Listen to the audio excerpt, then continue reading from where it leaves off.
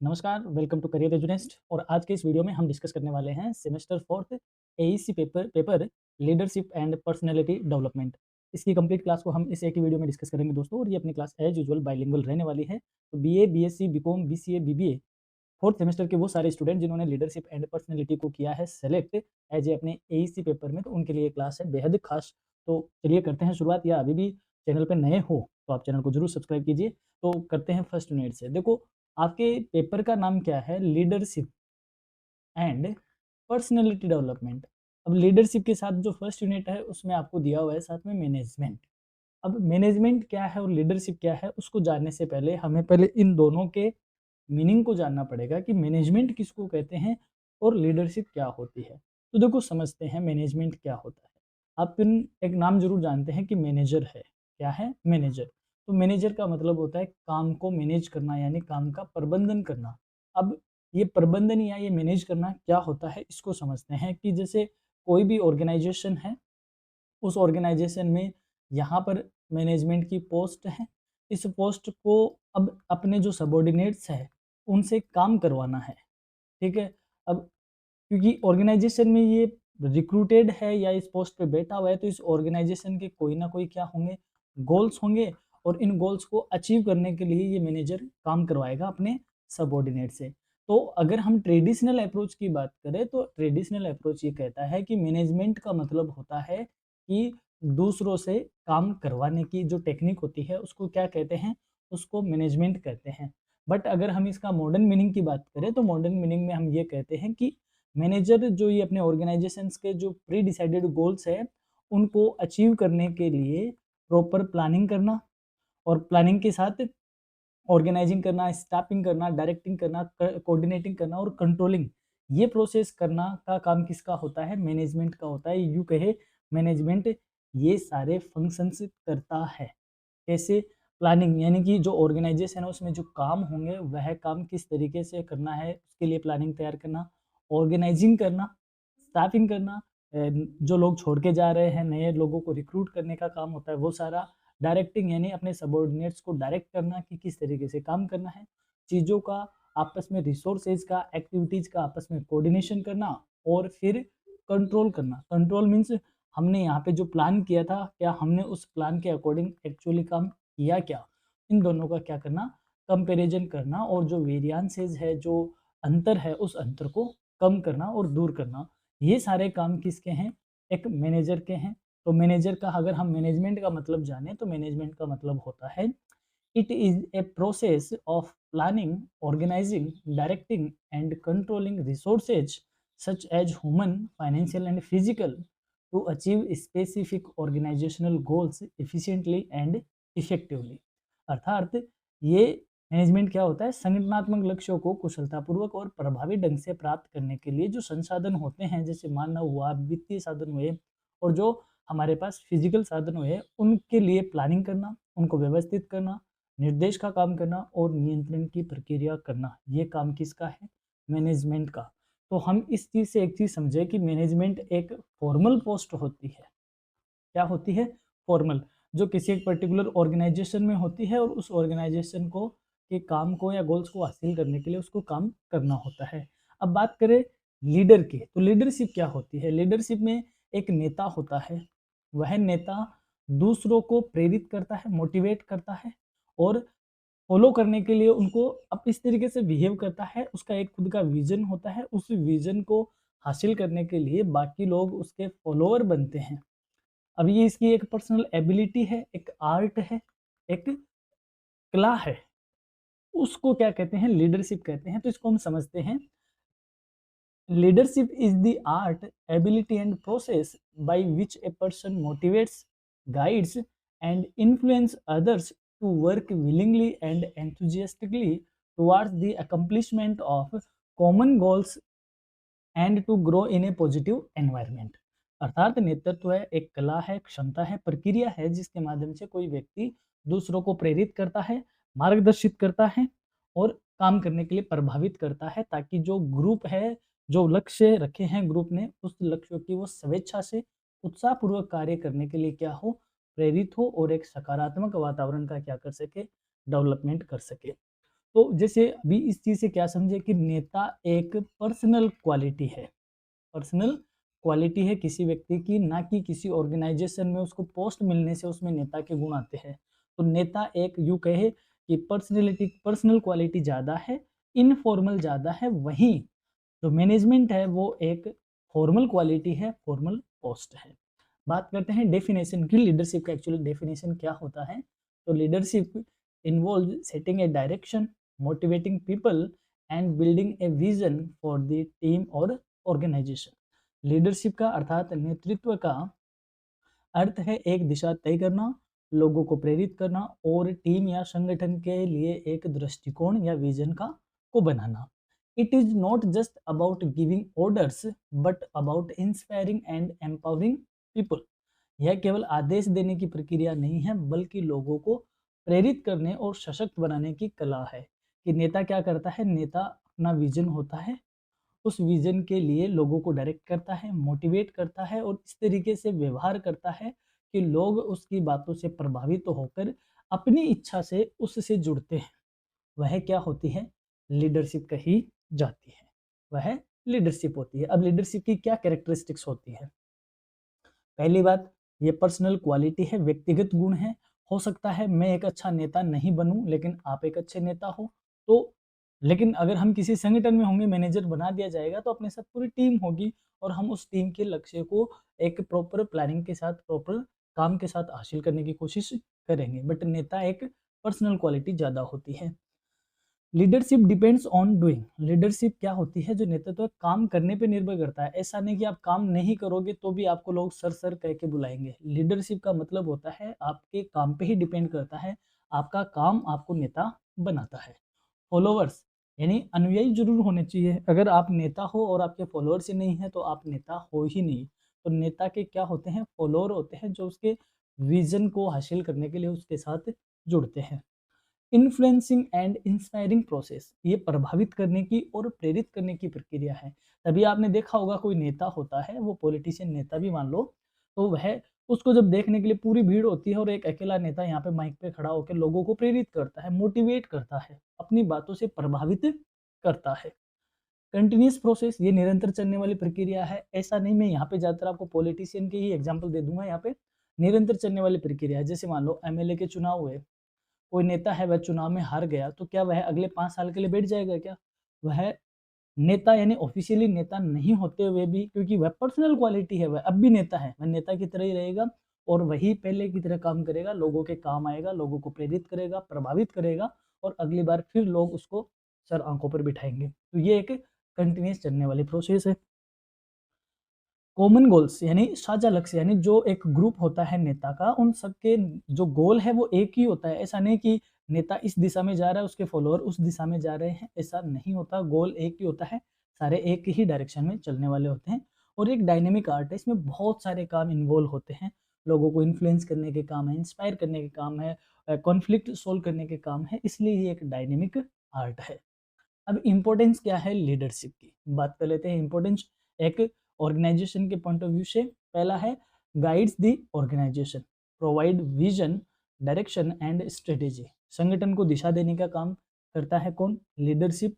इसका एक विजन होता है और उस विजन के अकॉर्डिंग ये स्ट्रेटेजी बनाते हैं, रणनीति बनाते हैं, ताकि जो संगठन के ऑब्जेक्टिव्स है, जो संगठन के गोल है, उनको क्या किया जा सके, हासिल किया जा सके। फिर है motivates employ, inspires employ to give their best, यानी कर्मचारियों को ये प्रेरित करता है ताकि वो कर्मचारी अपना सर्वोत्तम, अपना 100% देने की क्या करे, कोशिश करे। ताकि क्योंकि 100% कब देगा, जब वह मोटिवेट करेगा, और जब ये मोटिवेट करने की उसमें कला है, वह किससे आएगी, लीडरशिप से। Improves communication, promotes open communication among team members, ये संचार को सुधारता है। जो अपनी टीम की सदस्य है वो आपस में खुले संवाद करे, खुले तौर पे एक दूसरे से कम्युनिकेट करे। इस तरीके का एटमॉस्फेयर कौन बनाता है, लीडरशिप क्रिएट करती है। आगे की बात करें, एनकरेजेस टीम वर्क, ये टीम वर्क को प्रोत्साहित करता है ताकि लोग एक टीम बनकर एक कोऑपरेशन के साथ क्या कर सके, काम कर सके। फैसिलिटेट्स चेंज, जो भी परिवर्तन होता है उन परिवर्तनों को ये एडोप्ट करने की जो क्वालिटी होती है वो किस में होती है, एक लीडर में होती है। तो लीडरशिप का ये एक इम्पोर्टेंस है कि वो जो भी चेंजेज होते हैं, चाहे वो इंटरनल हो चाहे वो एक्सटर्नल हो, उनको एडोप्ट करने में क्या करता है, हेल्प करता है। Resolve conflicts, mediate and manage disagreements, यानी जो सदस्य है उनमें आपस में अगर कोई समाधान सॉरी जो कॉन्फ्लिक्ट होता है, उनके आपस में कोई संघर्ष होता है, उनको भी ये रिजॉल्व करता है। साथ ही में उनमें बैलेंस बनाए रखने की भी क्या करता है, कोशिश रहती है। इनहेंसेस मोरल एंड प्रोडक्टिविटी, उत्साह बनाए रखता है, उत्पादकता को बढ़ाता है, क्योंकि ये कॉन्फिडेंस बिल्ड करता है और एफिशिएंसी को बूस्ट करता है, आत्मविश्वास बढ़ाकर, और जो फॉलोअर है उनकी कार्य क्षमता को बढ़ाने का काम करता है। तो ये सारे क्या है, लीडरशिप के इम्पोर्टेंस है। अब हम बात करते हैं लीडरशिप एंड मैनेजमेंट। अब देखो, एक मैनेजर है, ये कहा जाता है कि मैनेजर को भी एक लीडरशिप का काम करना पड़ता है, लीडर का काम करना पड़ता है। तो मैनेजर में एक नेता के गुण भी होने चाहिए, वहीं एक नेता में मैनेजर के भी गुण होने चाहिए। अब इन दोनों में डिफरेंस क्या है?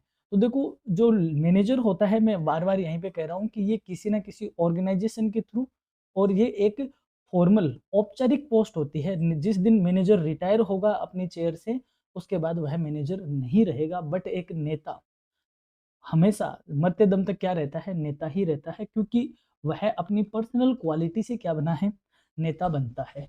क्योंकि उसका व्यवहार उसको नेता बनाता है, लोग उसको इसलिए फॉलो करते हैं क्योंकि उसका विजन है, वह लोगों को इन्फ्लुएंस करता है। तो फिर भी दोनों में क्या है, हम दोनों को देख लेते हैं। Leadership focuses on vision, inspiration and transformation. Leadership का ध्यान विजन पे होता है, जिसका दृष्टिकोण होता है, लोगों को प्रेरित करता है और परिवर्तन को अपनाने का काम करता है, और परिवर्तन लाने का काम भी करता है। ऐसी बात नहीं है, जितनी भी क्रांतियां होती है, जितने भी आंदोलन होते हैं, वो सारे किसी ना किसी नेतृत्व में ही होते हैं, कोई ना कोई उसमें नेता ही इन्वॉल्व होता है। मैनेजमेंट क्या कहते हैं, management focuses on planning, organising and controlling. वही एक मैनेजमेंट का क्या काम होता है कि अपने ऑर्गेनाइजेशन के लिए प्लानिंग करना, ऑर्गेनाइजिंग का काम करना। ऑर्गेनाइजिंग का मतलब होता है कि ऑर्गेनाइजेशन में जो हिरार्की होती है, उस हिरार्की को मेंटेन रखना, कौन किसको काम देगा, कौन किसको रिपोर्ट देगा, यानी ऑर्डर कौन देगा और रिपोर्टिंग किसकी होगी, ये काम को मेंटेन करना। और साथ ही में कंट्रोलिंग का काम करना। कंट्रोलिंग का मतलब ये नहीं होता कि अपने सबॉर्डिनेट पे कंट्रोल रखना। कंट्रोलिंग का मतलब होता है कि हमने जो प्लान तैयार किया था और हमने फिर जब एक्चुअली काम किया, तो क्या हमने अपना काम प्लान के अकॉर्डिंग किया क्या? इन दोनों का जब हम कंपैरिजन करते हैं, तो ये जिस प्रोसेस में होता है, उस प्रोसेस का क्या नाम होता है, कंट्रोलिंग। तो ये सारे काम कौन करता है, एक नेता का काम होता है, सॉरी एक मैनेजमेंट का काम होता है। अब दोनों में कुछ बेसिक से डिफरेंस देख लेते हैं। फोकस, यानी नेतृत्व का फोकस किस पे होता है, विजन एंड इनोवेशन पे। ये विजन का इसका एक दृष्टिकोण होता है, नवाचार ये लाता है। वहीं मैनेजमेंट का जो फोकस होता है वो प्लानिंग पे और उसकी एग्जीक्यूशन पे होता है। अप्रोच की बात करें तो जो नेता का अप्रोच होता है वो इंस्पिरेशनल होता है और इन्फ्लुएंशियल होता है, यानी प्रेरणा देने वाला और प्रभावशाली। तभी आप देखते होंगे जब से मोदी जी आते हैं, तो माइक पे चढ़ के मित्रों मित्रों करके एक अपना जो बात है वो लोगों तक पहुंचाते हैं, और लोग हर हर मोदी, घर घर मोदी नारे लगाते हैं, और उनकी बातों से प्रभावित होकर उनको और भी फॉलो करते हैं, या यूँ कहें उनकी बातों से वे प्रभावित होते हैं। तो नेता का काम क्या है, इंस्पायर करना और इन्फ्लुएंस करना। वहीं जो मैनेजमेंट है वह अथॉरिटेटिव पोस्ट है, और इसका काम ऑर्गेनाइजिंग करना ज़्यादा होता है। गोल क्या है, नेता का गोल है नेतृत्व का, लीडरशिप का चेंज एंड डेवलपमेंट, यानी परिवर्तन लाना और डेवलपमेंट करना। वहीं प्रबंधन का या मैनेजमेंट का काम है एफिशिएंसी के साथ काम करना और स्टेबिलिटी बनाए रखना, यानी कुशलतापूर्वक काम करना और स्थिरता बनाए रखना। रिस्क टेकिंग, यानी जोखिम लेने की प्रवृत्ति क्या है, एक लीडर में मोर ओपन टू रिस्क, वह जोखिम लेने के लिए तैयार ज़्यादा रहता है। वहीं एक मैनेजर जोखिम से बचना चाहता है, रिस्क एवर्स, क्योंकि वह स्टेबिलिटी बनाए रखना चाहता है कि कोई तरीके का गड़बड़ ना हो, कोई तरीके का कॉन्फ्लिक्ट ना हो, और जो हमारे गोल है उस गोल को हम हासिल कर ले। ऐसा एक मैनेजर का अप्रोच होता है। फिर बात करते हैं पावर सोर्सेज। शक्ति का सोर्स क्या है, जो लीडरशिप है उसकी पावर क्या है, इन्फ्लुएंस करना और लोगों का ट्रस्ट, यानी लोगों का विश्वास ही इसकी क्या होती है, पावर होती है। वहीं एक मैनेजर की जो पावर होती है वो उसकी पोजीशन में है और उस अथॉरिटी में है, वह उस सीट पे रहता है तब मैनेजर है, जिस दिन सीट से रिटायर होगा वह मैनेजर नहीं रहेगा। तो जो नेता है वह रिटायर होने के बाद भी नेता ही होते हैं, गाँव उसको नेताजी ही कहता है। तो ये इन दोनों की क्या है, पावर सोर्स है, और हमने कुछ इन दोनों में डिफरेंस देखे। अब बात करते हैं लीडर वर्सेस मैनेजर, दोनों को देख लेते हैं। हालाँकि वही चीज़ है, जो चीज़ अभी हमने पढ़ी है, थोड़ा-सा और इसमें थोड़ा-सा वाइड एंगल पे हम इसको और देख लेते हैं। क्रिएट विज़न, विज़न बनाता है। तो लीडर का अपना एक विज़न होता है जो डिफाइन करता है, कम्युनिकेट करता है अपने विज़न को अपने फॉलोअर के साथ। वहीं मैनेजर की बात करें, मैनेजर का खुद का विजन नहीं होता, वह जिस ऑर्गेनाइजेशन में काम करता है उस ऑर्गेनाइजेशन के विजन को वह खुद क्या करता है, फॉलो करता है, उसका पालन करता है। यानी मैनेजर की जो पोस्ट होती है, आप जिस ऑर्गेनाइजेशन में काम कर रहे हो उस ऑर्गेनाइजेशन के जो गोल है, उस ऑर्गेनाइजेशन का जो विजन है, आप उसको ही फॉलो करोगे। बट नेता का खुद का एक विजन होता है। जैसे मान लो बीजेपी की बात करें तो बीजेपी 2014 से पहले एक अलग तरीके से चल रही थी। 2014 में बीजेपी को कौन मिल गए? मोदी जी मिल गए एज ए पीएम। हालांकि पहले भी बीजेपी के थे बट एज ए पीएम, क्योंकि उनका दृष्टिकोण ही है जो इस चीज को परिवर्तन लेके आया। और पिछले 3 बार से, यानी कि पिछले तकरीबन 12-13 साल से सेंटर में कौन है? बीजेपी है। तो ये एक नेता का खुद का क्या होता है? विजन होता है। बात करते हैं मोटिवेट्स पीपल, लोगों को प्रेरित करने का काम है। तो जो नेता है उसका ये काम स्ट्रॉन्ग तरीके से होता है। वो एक स्ट्रॉन्ग मोटिवेटर होता है, उच्च स्तर का प्रेरक प्रेरक होता है। बट मैनेजर का क्या होता है? वो सुनिश्चित करता है कि काम टाइम पे पूरे हो जाए। मैनेजर का इतना ही काम है कि जो टास्क हमने दिए हैं सबॉर्डिनेट्स को, वह टाइमली क्या हो जाए? कंप्लीट हो जाए। रिलेशनशिप स्टाइल की बात करें तो जो नेता का रिलेशन है वो टीम के साथ इमोशनली रिलेशन होता है विद द टीम। वहीं मैनेजर का क्या होता है? एक फॉर्मल होता है, प्रोफेशनल कनेक्शन होता है। जिस दिन आप उस संगठन में काम करना बंद कर देते हो, आपका आपके मैनेजर से कोई ऐसा रिलेशन नहीं होगा कि आपको उनको सर कहना पड़े। तो कहने का मतलब है जो मैनेजर है वो एक फॉर्मल पोस्ट है और फॉर्मल रिलेशन रखती है। नेता एक पर्सनल रिलेशन रखता है, इमोशनल कनेक्शन होता है। फोकस एरिया की बात करें तो लीडरशिप या लीडर का काम पीपल सेंट्रिक है, लोगों पर केंद्रित होता है। वहीं मैनेजर का काम क्या है? प्रोसेस सेंट्रिक है, यानी कि ये प्रोसेस है, ये काम होना चाहिए, अब किस तरीके से होना है उसके लिए वो अलग अलग स्टेप पे अलग अलग परफॉर्म करते हैं काम को। फिर है स्टाइल। तो जो लीडर है उसकी स्टाइल ट्रांसफॉर्मेशनल है, इंस्पायर चेंज है, यानी कहने का मतलब परिवर्तन लाने वाली और परिवर्तनकारी है। किसकी? नेता की। वहीं मैनेजर की बात करें तो ट्रांजेक्शनल है और टास्क ओरिएंटेड है। ट्रांजेक्शन मतलब लेन देन है, काम, आप ऊपर बैठे हो, आपके नीचे सबॉर्डिनेट काम करते हैं, तो ये ट्रांजेक्शनल आपके बीच में एक स्टाइल बनती है। आप उनको टास्क देते हो, वो टास्क कंप्लीट करते हैं, तो ये टास्क ओरिएंटेड स्टाइल में काम करता है। आई होप आप लीडर और मैनेजर दोनों में डिफरेंस समझ पाए होंगे। अब बात करते हैं essential qualities of effective and effective leader. एक प्रभावी नेता में क्या क्वालिटी होनी चाहिए, क्या गुण होने चाहिए? बात कर लेते हैं असेंशियल क्वालिटीज जो उसको नेता बनाती है। पहला है विजनरी थिंकिंग। एक नेता का जो सोच है वो दृष्टिवान होना चाहिए, यानी कि भविष्य को देखने और दीर्घकालीन लक्ष्यों को समझने की कैपेसिटी होनी चाहिए एक नेता में। Ability to see the big picture and the long term goals. Second, integrity, यानी जो एक अच्छा नेता होता है, एक इफेक्टिव जो नेता होता है वो ऑनेस्ट होना चाहिए, एथिकल होना चाहिए और ट्रांसपेरेंट बिहेवियर वाला होना चाहिए, ईमानदार, नैतिक और पारदर्शी बिहेवियर वाला। जब भी आप देखते होंगे शुरुआत में जितने भी नेता आते हैं वो जनता को मीठी मीठी बातें क्यों करते हैं? एक इसको मैं आप जैसे मान लो, जैसे शुरुआत में जैसे केजरीवाल जी आए थे, वो काला धन करते आए थे और लोगों ने उनको सर आंखों पे चढ़ा के नेता भी बनाया था। लेकिन बाद में उनका व्यवहार कुछ और हो सकता है, वो एक बाद की बात है। बट कहने का मतलब दुनिया किसको ढूंढती है? जो ऑनेस्ट है, जो एथिकल है और जो ट्रांसपेरेंट है। तो ये एक अच्छे लीडर की क्या होती है? क्वालिटी होती है। फिर है communication skills. Clear and motivating communication, यानी संचार कौशल होना चाहिए। जो अपनी बात है नेता, वो इस जनता को क्लियरली क्या कर सके? कन्वे कर सके, कम्युनिकेट कर सके और उनको मोटिवेट कर सके। कॉन्फिडेंस, एक नेता में कॉन्फिडेंस होना चाहिए। Trust in one's own decision and vision, आत्मविश्वास ऐसा होना चाहिए कि अपने डिसीजन पे और अपने दृष्टिकोण पे, अपने विजन पे उसको क्या हो? विश्वास हो। फिर है empathy, understanding and caring for others feeling. सहानुभूति होनी चाहिए, जो दूसरों की भावनाओं की कदर भी करे और दूसरों की भावनाओं को समझे भी। ये एक इफेक्टिव लीडर के क्या होते हैं? गुण होते हैं। इसके अलावा डिसीजन लेने के लिए वह क्या हो? उसमें कैपेसिटी हो, ability to take timely and firm decisions. समय पे और सही डिसीजन लेने की क्या हो? एक नेता में कैपेबिलिटी हो। Accountability, takes responsibility for actions and outcomes, जवाबदेहिता होनी चाहिए अपने कामों को लेकर और उसके परिणामों की जिम्मेदारी लेने की क्वालिटी, ये एक अच्छे नेता का गुण होती है। फिर है adaptability, ready to face and lead through changes. अनुकूलता उसमें होनी चाहिए, परिवर्तनों का सामना करने की और उन्हें नेतृत्व देने की क्या होनी चाहिए? तत्परता होनी चाहिए। यानी कि वह अगर बदलते माहौल में अपने आप को अडॉप्ट ही नहीं कर पाएगा तो वह एक अच्छा नेता बन नहीं पाएगा, क्योंकि नेता का काम क्या है? परिवर्तन लाना, चेंज लाना, और चेंज के साथ क्या करना, डेवलपमेंट को मोटिवेट करना। फिर है मोटिवेशनल एबिलिटी, प्रेरणा देने की एक उसमें कैपेबिलिटी होनी चाहिए, कैपेसिटी होनी चाहिए। Inspiring team members to achieve goals, ताकि टीम मेंबर अपने जो लक्ष्य हैं उनको क्या कर सके, हासिल कर सके। प्रॉब्लम सॉल्विंग स्किल होनी चाहिए, एक एनालिटिकल अप्रोच वाला होना चाहिए, एनालिटिकल थिंकिंग वाला होना चाहिए, ताकि जो टफ सिचुएशन है उनमें भी वह क्या ले सके, प्रॉब्लम को या समाधान वह सोच सके, समस्या समाधान का एक कौशल, ताकि कठिन परिस्थितियों में वह 360 डिग्री पे क्या कर सके, सोच सके। वो कौन होता है, एक अच्छा नेता होता है। तो जिसमें ये सारी क्वालिटी होती है वो एक अच्छा आइडल नेता बनता है। तो हमने यहाँ पे ये जाना कि जो एक नेता होते हैं उसमें क्या बेसिक क्वालिटी का होना ज़रूरी है। अब बात करते हैं सेकंड यूनिट की। सेकंड यूनिट में हम देखेंगे थ्योरीज ऑफ लीडरशिप, यानी लीडरशिप के सिद्धांत कौन से हैं, नेतृत्व के कौन-कौन से सिद्धांत हैं।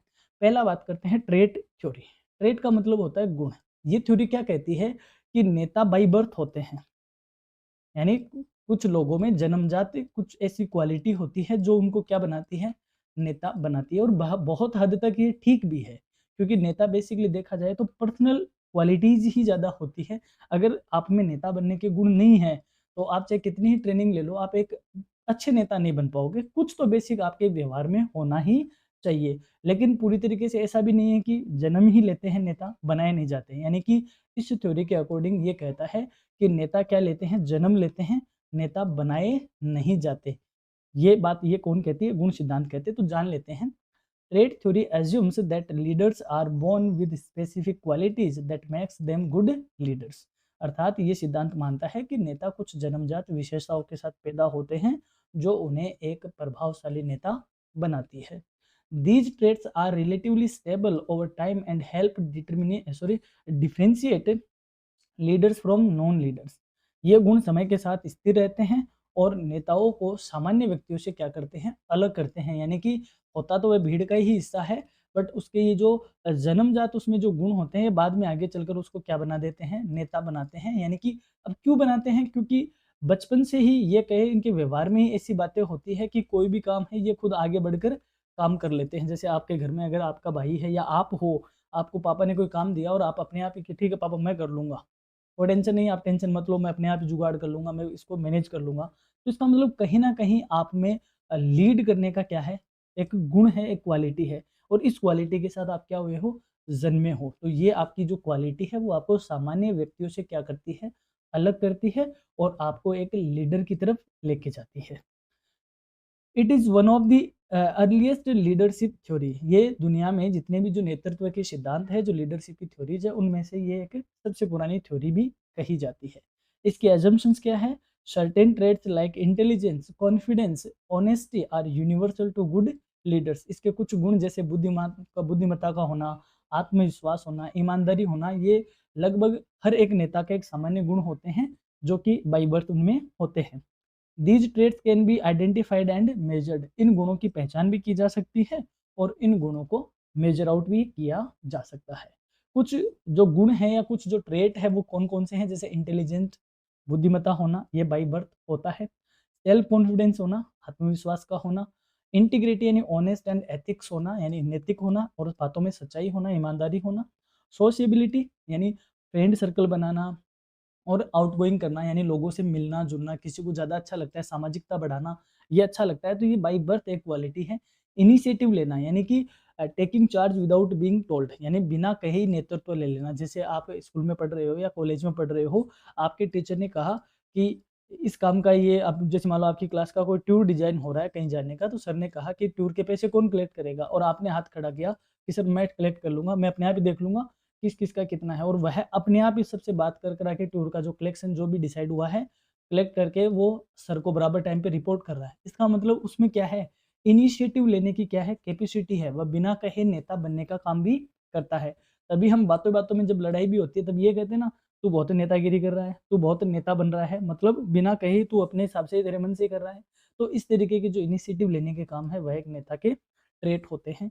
फिर है vision, ability to look ahead and set long term goals.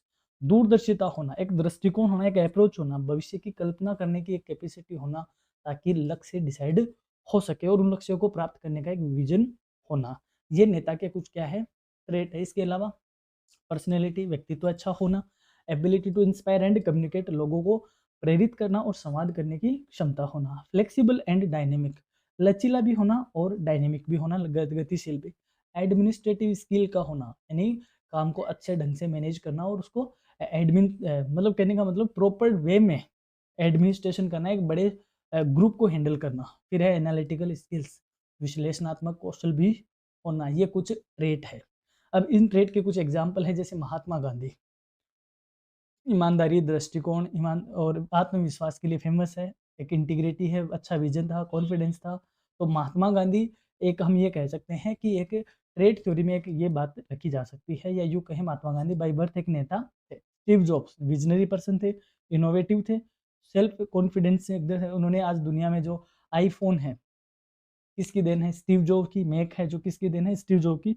तो एक दूरदर्शी क्या है? ये नेता है। नेता का मतलब ये नहीं कि वह राजनीति का ही नेता होता है। नेता धार्मिक भी होते हैं, नेता व्यापारिक भी होते हैं, व्यावसायिक भी होते हैं, आर्थिक भी होते हैं, हर एक क्षेत्र में नेता होते हैं, वो अलग-अलग होते हैं। बात करें कुछ इसकी क्रिटिसिज़्म की आलोचना क्या है? Many people with leadership traits are not leaders, यानी कि ऐसे कई लोग होते हैं जिनमें ये गुण तो होते हैं, लेकिन वह क्या नहीं बनते? नेता नहीं बनते। तो हो सकता है ये नेता का मतलब राजनीति से ले रहे हैं, लेकिन जैसे स्टीव जो है वो नेता नहीं थे, तो इसका मतलब राजनीति में नहीं थे तो क्या वो नेता नहीं थे? नेता थे, किसमें? इनोवेशंस में थे। तो कहने का मतलब कई लोगों में ऐसे गुण होते हैं लेकिन वो फिर भी नेता नहीं बन पाते, ऐसा भी एक कह के इसकी आलोचना हुई है। Some successful leaders lack ideal traits, अब कई ऐसे नेता भी होते हैं जिनमें इसमें से कई गुण नहीं होते, फिर भी वह क्या है? सफल नेता है, ये भी देखा गया है। डज नॉट एक्सप्लेन हाउ और why traits lead to effective leadership, यह सिद्धांत यह नहीं बताता कि ये गुण वास्तव में लीडरशिप में किस तरीके से हेल्प करते हैं और कैसे उसको इन्फ्लुएंस करते हैं या प्रभावित करते हैं। तो ये कुछ इसकी आलोचनाएं रही है। अब बात करते हैं बिहेवियरल थ्योरी की, यानी व्यवहार सिद्धांत। व्यवहार सिद्धांत इस बात पर बल देता है कि नेता क्या करते हैं, न कि नेता कैसे हैं। यानी ये सिद्धांत क्या करता है? Focus on what leaders do not what they are, यानी कि नेता क्या काम कर रहे हैं इस पे ये फोकस करता है, ना कि ये कि वो दिखते कैसे हैं, क्या वो नेता की तरह है, क्या उन्होंने नेता जैसा लिबास पहना है? नहीं, ये बोलते हैं नेता काम क्या करता है, इसका मतलब उसका जो वर्क है वो उसको क्या बनाता है? नेता बनाता है। Leadership is viewed as a learnable set of behaviours not just traits, ये सिद्धांत ये कहता है कि नेतृत्व एक सीखने योग्य व्यवहारों का समूह माना जाता है, ना कि गुणों का। अर्थात इसका मतलब ये कह सकते हैं कि ये कह रहा है, ये थ्योरी ये कह रही है कि हम लर्न कर सकते हैं, हम सीख सकते हैं कि नेता कैसे बना जाता है। कहने का मतलब हम इसको अर्न कर सकते हैं। की बिलीफ्स क्या है, मुख्य बातें क्या है? Anyone can become a leader by learning effective behaviour, कोई भी व्यक्ति एक प्रभावी नेता बन सकता है एक प्रभावी व्यवहार को सीख कर। Leadership is not init, it is developed through actions, नेतृत्व है जन्मजात नहीं है, बल्कि इसको क्या किया जा सकता है? सीख कर विकसित किया जा सकता है, ऐसा ये व्यवहार सिद्धांत मानता है। लाभ क्या है इसके? एडवांटेजेस क्या है? Anyone can learn to lead, कोई भी नेतृत्व सीख सकता है। Practical and useful in training programmes, ये प्रशिक्षण कार्यक्रमों में क्या है? उपयोगी है। तब जैसे आप फॉर एग्जांपल आप आर्मी में आपका सिलेक्शन हुआ और एक अच्छी पोस्ट पे हुआ जहाँ पे आपको कईयों को क्या करना है? अपने अंडर काम करवाना है। काम करवाना है तो आप में नेता के गुण होने चाहिए, बट एग्जाम देकर फिजिकल देकर आप क्या हो चुके हो? वह उस पोस्ट पे तो आ गए, अब आप में नेता की क्वालिटी नहीं है, तो आपकी जो ट्रेनिंग होगी उस ट्रेनिंग में आप में ये सारी चीज़ें क्या की जाएगी? आपको सिखाई जाएगी और आप में ये डेवलप की जाएगी। तो इसका मतलब ये हुआ कि जो नेतृत्व की क्वालिटी है, जो लीडरशिप क्वालिटीज़ है, वो क्या की जा सकती है? लर्न कर जी सकती है की जा सकती है, वह अर्न की जा सकती है, यानी कि जन्मजात नहीं है, बट बाद में सीखी जा सकती है। डिसएडवांटेज क्या है? इग्नोर्स सिचुएशनल वेरिएबल्स, परिस्थितियों में जो बातें होती हैं उनको ये फैक्टर को ये क्या करता है? इग्नोर करता है, क्योंकि अगली जो थ्योरी है वो सिचुएशनल थ्योरी ही है। May not explain why A behaviour falls in certain context, एक ही व्यवहार पर एक ही व्यवहार हर परिस्थिति में काम नहीं करता, यानी कि अलग-अलग परिस्थिति पे डिपेंड करता है हमारी नेतृत्व या हमारा लीडरशिप। यानी हो सकता है जो सिचुएशन यूपी में है वो सिचुएशन राजस्थान में ना हो सकता है जो सिचुएशन आर्मी में है वो सिचुएशन बैंक में ना हो। कहने का मतलब ये है कि तो जो नेतृत्व है वह सिचुएशन पे डिपेंड करता है, ऐसा कहकर इसकी क्या की गई है, क्रिटिसाइज इसको किया गया है। अब हम बात करते हैं अगली थ्योरी की, जो कहती है कंटिजेंसी थ्योरी यानी परिस्थिति सिद्धांत। ये थ्योरी कहती है contingency theories believe that there is no one best way to lead. परिस्थिति सिद्धांत का ये मानना है कि नेतृत्व के लिए कोई एक आदर्श तरीका नहीं है। हम नहीं कह सकते कि यही लाइन क्या है, नेता की लाइन है। नेतृत्व किस पे डिपेंड करता है, leadership depends on matching style with A situation. एक जो प्रभावशीलता है नेतृत्व की, वह परिस्थिति के अनुसार उसकी शैली के मेल पर क्या करती है, डिपेंड करती है। यानी कि आप जिस स्टाइल के नेता हो, जिस तरीके से आप नेतागिरी करते हो, नेतागिरी मतलब आप लीडरशिप करते हो, और सामने सिचुएशन आपकी उस स्टाइल से मैच करने वाली है, तो आपकी लीडरशिप बड़ी इफेक्टिव होगी। और यदि ये सिचुएशन उसके मैच नहीं करने वाली है, तो आपकी यही लीडरशिप क्या हो जाएगी, फेल हो जाएगी। मेरी बात आप समझ गए होंगे। यानी कि ये थ्योरी ये कहती है कि जो सिचुएशन है, उस सिचुएशन पर यदि लीडरशिप मैच कर रही है, तो लीडरशिप बड़ी इफेक्टिव होगी, और यदि उस सिचुएशन पे लीडरशिप की स्टाइल मैच नहीं कर रही है, तो वही लीडरशिप क्या हो जाएगी, अनसक्सेसफुल हो जाएगी, फेल हो जाएगी। ऐसा कौन सी थ्योरी कहती है, परिस्थिति सिद्धांत कहता है। ये फोकस करता है द लीडर्स स्टाइल, कि नेता की शैली कैसी है, किस तरीके से वह काम कर रहा है। द सिचुएशंस कैरेक्टरिस्टिक्स, जो सामने हमारे सिचुएशन है, जो परिस्थिति है, उसकी क्या विशेषताएं हैं। द फॉलोअर्स नीड, यानी जो फॉलोअर है, जो नेता के सपोर्टर है, उनकी क्या आवश्यकताएं हैं। अगर उन आवश्यकताओं को नेता पूरा नहीं कर रहा है, तो उसकी लीडरशिप धरी की धरी रह जाएगी, धीरे धीरे उसको बाहर कर दिया जाएगा। यानी कि बाहर अपने आप ही हो जाएगा। जब लोग नेता को फॉलो करना बंद कर देंगे, तो फिर वह नेता रहेगा ही नहीं, क्योंकि नेता अपने फॉलोअर की वजह से ही है। ये भक्त और भगवान वाला सा रिलेशन है। भगवान तभी है जब उसके भक्त है। अगर भक्त नहीं होंगे तो फिर भगवान भी नहीं होंगे, क्योंकि वह किसको क्या बताएंगे, तो फॉलोअर होते हैं। अब एडवांटेजेस क्या है, फ्लेक्सिबल एंड एडेप्टिव, ये लचीला है और अनुकूलशीलता है। Realistic and practical in dynamic environments, जो व्यावहारिक और वास्तविक दुनिया में जो डायनेमिक एनवायरनमेंट जो चेंज होता रहता है, उसमें ये क्या है, बहुत ज़्यादा प्रैक्टिकल है, क्योंकि सिचुएशन पे डिपेंड करता है। डिसएडवांटेज क्या है, difficult to identify the major situation, परिस्थिति को पहचानना थोड़ा सा डिफिकल्ट है, और उसका मेजरमेंट करना तो और भी डिफिकल्ट है। May be complex to apply in large organisation, हो सकता है छोटे संगठनों में, छोटे ऑर्गेनाइजेशनों में ये फायदेमंद है, बट बड़े ऑर्गेनाइजेशन में इसको लागू करना क्या है, कठिन होता है। ये अब बात करते हैं यूनिट थर्ड की। यूनिट थर्ड में हम जानेंगे types of leaders, leadership styles and emerging issues in leadership.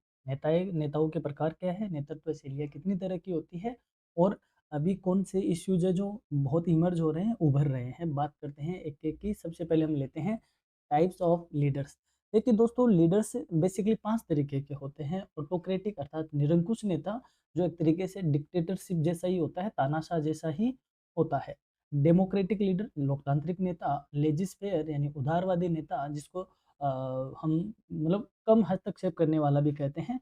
और कैरिस्मेटिक नेता यानी करिश्माई नेता। और ब्यूरोक्रेटिक लीडर, जो कि नौकरशाही नेता कहा जाता है। पांचों को हम डिस्कस कर लेते हैं। सबसे पहले बात करते हैं ऑटोक्रेटिक लीडर की। निरंकुश नेता क्या होता है, देखो, an autocratic leader is a leader who makes decision unit unilaterally without consulting team members और सीकिंग देयर इनपुट। अर्थात जैसे ये नेता है, इसने जो डिसीजन लेना है खुद से ही लेना है, जो टीम मेंबर है उसको इन्वॉल्व नहीं करना, और ये इस बात की एक्सपेक्टेशन रखता है कि जो मेरे डिसीजन है उनको ये फॉलो करे और उसके अकॉर्डिंग ये काम करे। अर्थात ये नेता वो होता है जो बिना किसी कंसल्ट किए हुए टीम से क्या लेता है, डिसीजन लेता है, सभी निर्णय स्वयं लेता है और दूसरों की राय का कोई सुझाव नहीं लेता। Such leaders maintain strict control over all activities and expect obedience from subordinates. ऐसा नेता पूरी शक्ति यानी पूरी जो डिसीजन पावर होती है वो अपने पास रखते हैं, और जो अधीनस्थ हैं उनसे केवल इस बात की अपेक्षा करते हैं कि वो मेरे इस ऑर्डर की क्या करेंगे, फॉलो करेंगे, यानी कि मेरी इन बातों को या मेरी इन डिसीजंस को फॉलो करेंगे। ये नेता होते हैं ऑटोक्रेटिक। इसके कुछ फीचर्स है, उनको देख लेते हैं। सेंट्रलाइज्ड डिसीजन मेकिंग, सारे निर्णय लेने की शक्ति नेता के पास ही होती है। लिटिल और नो इनपुट फ्रॉम अदर्स, यदि ये सुझाव लेता भी है तो बहुत कम लेता है, और लेता ही नहीं या तो, या फिर लेता है तो बहुत कम लेता है। हाई कंट्रोल एंड अथॉरिटी, ये उच्च स्तर का नियंत्रण बनाए रखता है और अधिकार को ये मेंटेन रखता है।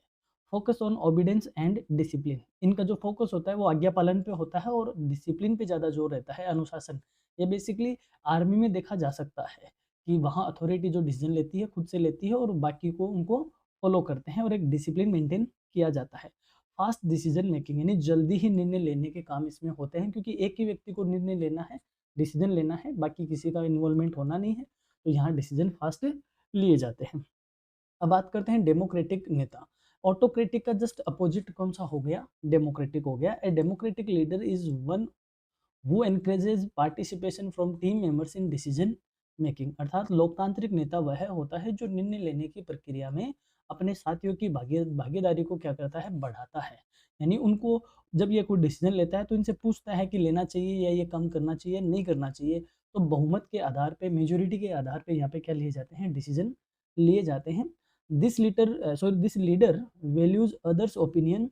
ऐसा नेता दूसरों की राय का सम्मान करता है, सुझाव को आमंत्रित करता है, promotes open communication and work collaboratively to achieve goals. ये यहाँ पे खुले संवाद को क्या करता है? खुले संवाद को आमंत्रित करता है कि आप सब बोलो, और एक टीम के साथ मिलकर कार्य करता है और दूसरों की जो राय होती है, जो उसके सजेशंस होते हैं, जो सुझाव होते हैं, उनका सम्मान करता है। कौन? Democratic leader. अब इसकी कुछ विशेषताएं हैं। Participation in decision making. जो निर्णय है उनमें टीम की भी क्या होती है? भागीदारी होती है। Encourages team work and collaboration. ये टीम वर्क को बढ़ावा देता है, साथ ही में सबको कोलेबरेट करने के लिए क्या करता है? मोटिवेट भी करता है। Values feedback and opinions. जो प्रतिक्रिया इसको मिलती है, जो विचार इनको मिलती है, उनको ये महत्व देता है। Open and transparent communication. अब सब में आपस में ओपन यानी खुला कम्युनिकेशन होगा और पारदर्शी होगा। यहाँ पे जो डिसीजन होंगे उन डिसीजन में इन सबकी क्या होगी? रोल होगा, तो सबके साथ ट्रांसपेरेंट व्यवहार होगा। फिर बूस्ट मोरल एंड मोटिवेशन। मनोबल बढ़ाता है और प्रेरित करता है। अब क्योंकि ये सबसे पूछ के डिसीजन लिए जाते हैं, तो हर किसी को ऐसा लगता है कि मेरी इस ऑर्गेनाइजेशन में क्या है? वैल्यू है, वह मोरली उसका जो काम है वह ऊंचा होता है और वह मोटिवेट होता है और भी अच्छा काम करने के लिए। ये इसकी कुछ कैरेक्टरिस्टिक्स है। अब बात करते हैं लेजिस्फेयर लीडर यानी उदारवादी नेता, जो कम से कम हस्तक्षेप करता है अपनी टीम मेंबर्स में।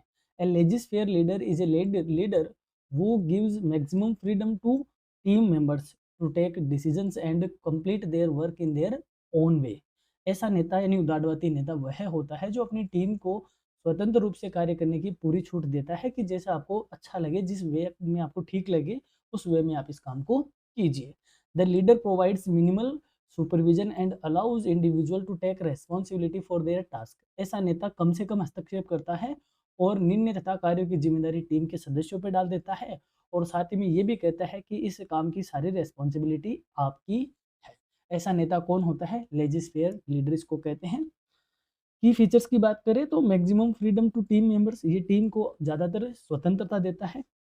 Minimal interference by the leader. नेता का हस्तक्षेप बहुत कम होता है। Encourages self direction and responsibility. ये स्व निर्देशन को और स्व जिम्मेदारी को क्या करता है? बढ़ावा देता है कि आप अपने हिसाब से काम कीजिए और इसकी पूरी रेस्पॉन्सिबिलिटी भी आपकी होगी।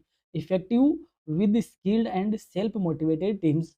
ये कुशल और आत्म प्रेरित टीमों के साथ बहुत प्रभावी होता है, क्योंकि जैसे टीम मेंबर सेल्फ मोटिवेटेड है और स्किल्ड है, तब वह इस तरीके का जो लेजिस्फेयर वाला माहौल है वह वहाँ पे काम करेगा। लेकिन यदि टीम स्किल्ड नहीं है, उनको पता ही नहीं है काम कैसे करना है, तो उनको डायरेक्शन की नीड होगी। डायरेक्शन की नीड होगी तो लेजिस्फेयर वाला काम नहीं करेगा। फिर है risk of lack of coordination और डिसिप्लिन। इस तरीके के ऑर्गेनाइजेशन में जो कोऑर्डिनेशन है, जो अनुशासन है, डिसिप्लिन है और आपस में जो तालमेल है वह कम देखा जाएगा, क्योंकि अब सबको क्या कर रखा है? खुला छोड़ रखा है, तो एक दूसरे से वह इतना कोऑर्डिनेशन नहीं कर पाएंगे। यहाँ पे नेता कह देता है do this for that you see it, यानी जैसा आपको अच्छा लगे, जैसा आपको ठीक लगे, उस तरीके से इसको आप कीजिए। You are responsible for your work also. अब बात करते हैं कैरिस्मेटिक लीडर की। करिश्माई नेता यानी कि ऐसे नेता जो जन्मजात होते हैं, जिनमें ऐसे गुण होते हैं, ऐसा उनमें चार्म होता है, उस वजह से वह नेता बन जाते हैं। A charismatic leader is one who inspires and influence people through their charm, confidence and strong personal appeal. करिश्माई नेता वह नेता होता है जो आकर्षण, आत्मविश्वास और प्रभावशाली पर्सनैलिटी से, प्रभावशाली व्यक्तित्व से लोगों को क्या करता है? प्रेरित करता है, प्रभावित करता है। Such leaders often have a powerful presence and can emotionally connect with followers, motivating them to achieve extraordinary results. ऐसा नेता अनुयायियों से भावनात्मक रूप से जुड़ता है और उन्हें असाधारण कार्य करने के लिए भी प्रेरित करता है। उनकी जो प्रेजेंस है वह बहुत पावरफुल होती है। जैसे मान लो आज मोदी जी आ जाए, सीकर में मोदी जी आ जाए तो पूरा सीकर हैंग हो जाता है, पूरा प्रशासन लग जाता है, बच्चा-बच्चा उनको देखना चाहता है। तो ये क्या है, उनकी पावरफुल प्रेजेंस है। तो एक करिस्मेटिक लीडर में यानी करिश्माई जो नेता होता है उनमें ऐसा होता है। की फीचर्स की बात करें तो strong personal charm and appeal, शक्तिशाली व्यक्तित्व होता है, आकर्षण होता है और प्रभावशाली व्यक्तित्व के धनी होते हैं। इंस्पायर्स लॉयल्टी एंड डिवोशन, निष्ठा और समर्पण को ये क्या करते हैं, प्रेरित करते हैं। एक्सीलेंट कम्युनिकेशन स्किल, इनकी जो स्किल है कम्युनिकेशन की वह बहुत एक्सीलेंट होती है। इमोशनली कनेक्ट्स विद फॉलोअर्स, अनुयायियों के साथ ही भावनात्मक तौर पे जुड़ते हैं। Creates a strong vision and belief system, मजबूत दृष्टिकोण बनाते हैं और विश्वास प्रणाली यानी कि एक बहुत ही बिलीफ सिस्टम को तैयार करते हैं अपने विजन के साथ। यहाँ पे जैसे डॉक्टर एपीजे अब्दुल कलाम है, महात्मा गांधी जी है, इंदिरा जी है, मोदी जी है, ये एक करिश्माई नेता के क्या है, कुछ बेहतरीन एग्जाम्पल है जिनकी प्रेजेंस पावरफुल होती थी और इनसे लोग इमोशनली कनेक्टेड है और इनके जो फॉलोअर्स है वो इनकी बातों से इतने मोटिवेट होते हैं कि एक्स्ट्रा ऑर्डिनरी काम भी करते हैं या करते थे। अब बात करते हैं ब्यूरोक्रेटिक लीडर यानी नौकरशाही नेता। ऐसा नेता जो रूल का हवाला देके काम करवाता है कि देखो रूल्स ऐसा है, आपको 9 बजे आना था, आप 9:05 पे क्यों आए? अब वो ये नहीं कहते कि आज बारिश हो रही थी इसलिए लेट हो गए, नहीं। वो कहते हैं रूल था 9 बजे आना, 9 बजे के बाद आते हो तो आपका क्या लगेगा, हाफ डे लगेगा। तो ऐसा नेता जो रूल्स का हवाला देकर ही डिसिप्लिन बनाता है, रूल्स को इतना स्ट्रिक्टली फॉलो करवाता है, वह नेता कौन सा होता है, नौकरशाही नेता कहा जाता है। A bureaucratic leader is one who strictly follows the rules, procedure and policies. नौकरशाही नेता वह होता है जो नियमों, प्रक्रियाओं और नीतियों का कठोरता से पालन करता है। The leadership This leadership style focuses on hierarchy, formal authority, and structured system with little room और फ्लेक्सिबिलिटी और इनोवेशंस। इस तरीके की जो नेतृत्व शैली है वो अधिकतर स्पष्ट संरचना होती है और नवाचार और लचीलापन जिसमें कम होता है। यानी कहने का मतलब फ्लेक्सिबल जो बहुत कम होती है और जो पहले से हमारा हायरार्की बनी हुई है, जो हमारी फॉर्मल अथॉरिटी और जो स्ट्रक्चर बना हुआ है ऑर्गेनाइजेशन का, उसको ही ये क्या करते हैं, फॉलो करते हैं। वो भी स्ट्रिक्टली फॉलो करते हैं जो पॉलिसीज होती है। कुछ की फीचर्स है, स्ट्रिक्ट रूल फॉलोइंग, नियमों का सख्ती से पालन करना होता है। क्लियर हायरार्की एंड स्ट्रक्चर, साफ सुथरी जो पदानुक्रम है और जो संगठनात्मक व्यवस्था है, संरचना है, उसको ये क्या करते हैं, एकदम क्लियर रखते हैं कि ये 3 स्तर बनाए हुए हैं, 3 लेवल। तो जिस तरीके की हायरार्की बनी है उसी तरीके से चलना होगा। Focus on efficiency and discipline, ये कुशलता और अनुशासन पे ज़्यादा जोर देते हैं। Decision making based on rules not people, जो निर्णय हैं वो नियमों के आधार पे होंगे ना कि व्यक्तिगत विचारों के आधार पे। लेस इनोवेशन एंड फ्लेक्सिबिलिटी, यहाँ पे नवाचार बहुत कम होता है, फ्लेक्सिबिलिटी तो नामात्र की यहाँ पर होती है। जैसा नियमों में कहा हुआ है उन्हीं को ये लेके आते हैं, दैट इज ब्यूरोक्रेटिक लीडर। अब बात करते हैं लीडरशिप स्टाइल्स की, नेतृत्व शैली। पहला है ट्रेडिशनल लीडरशिप, यानी जो अभी हमने बात करी ब्यूरोक्रेटिक, वो डेफिनेटली वो एक ट्रेडिशनल लीडरशिप जैसा ही है, that based on customs, hierarchy और अथॉरिटी, परंपराओं पे, पदानुक्रम पे और अधिकार पे आधारित होती है। Emphasise discipline and established system, जो हमारा एस्टेब्लिश सिस्टम है उसी की अकॉर्डिंग ये काम करने के लिए काम करते हैं, यानी कि जो स्थायी प्रणाली बनी हुई है उसी को ये प्राथमिकता देते हैं। Seen in monarchy family business, ऐसा देखा जाता है जो राजशाही है घराने हैं उनमें और जो पारिवारिक व्यवसाय है उनमें ऐसा देखा जाता है। फिर है ट्रांजेक्शनल लीडरशिप यानी लेन देन आधारित नेतृत्व। Focuses on reward and punishment, यानी कि आपका इनाम भी होगा और आपको सजा भी होगी। That means leader gives clear task, नेता आपको स्पष्ट काम देगा। आपकी परफॉर्मेंस लीड्स टू रिवॉर्ड और पनिशमेंट, आपकी जो परफॉर्मेंस है उसके अनुसार आपको या तो रिवॉर्ड मिलेगा या उसका पनिशमेंट मिलेगा। और सुटेबल फॉर रूटीन वर्क, ये जो डेली रूटीन के काम है उनमें ये बहुत ज़्यादा क्या होती है, काम करती है इस तरीके की स्टाइल। बात करते हैं ट्रांसफॉर्मेशनल लीडरशिप यानी परिवर्तनकारी, यानी जो क्रांतिकारी होते हैं वो वाली style. Inspires team to go beyond limits, यानी टीम को उनकी सीमाओं से आगे बढ़ने के लिए प्रेरित करते हैं। जैसे हम ये कहते हैं ना नेटवर्क मार्केटिंग वाले, वो जो अपने नीचे 3 को जोड़ते हैं और फिर इतना उनको मोटिवेटर बहुत अच्छे होते हैं। वो एक तरीके से क्रांतिकारी लीडरशिप वाले होते हैं जो बियॉन्ड लिमिट पे जाने की बात करते हैं और प्रेरित करते हैं। Focus on innovations, change and motivation. नवाचार लाने में, परिवर्तन करने में और प्रेरणा पे ये ज़्यादा फोकस करते हैं। Build trust and shared visions. एक विश्वास को ये बिल्ड करते हैं और एक जो विज़न है उस विजन को सबके साथ शेयर करके उसके साथ लोगों को जोड़ते हैं, या यूँ कहे इस तरीके की लीडरशिप क्या कही जाती है? ट्रांसफॉर्मेशनल लीडरशिप कही जाती है। फिर है इंस्पिरेशनल लीडरशिप यानी प्रेरणात्मक नेतृत्व, driven by personal example and emotional appeal. ये व्यक्तिगत उदाहरण के साथ और भावनात्मक अपील के साथ काम करते हैं। Leader creates a compelling vision and energies team. नेता प्रेरणादायक दृष्टिकोण प्रदान करता है और टीम में ऊर्जा बढ़ता है, यानी कि उनको एनर्जी देता है, टीम को मोटिवेट करता है, एनकरेज होप एंड पॉजिटिविटी। आशा और सकारात्मकता को बढ़ावा देता है। किस तरीके का नेता? Inspirational leadership. फिर आता है सर्वेंट लीडरशिप, सेवक, यानी जो अ, समाज की सेवा का, जिसका मेन टारगेट क्या होता है? सेवा करना।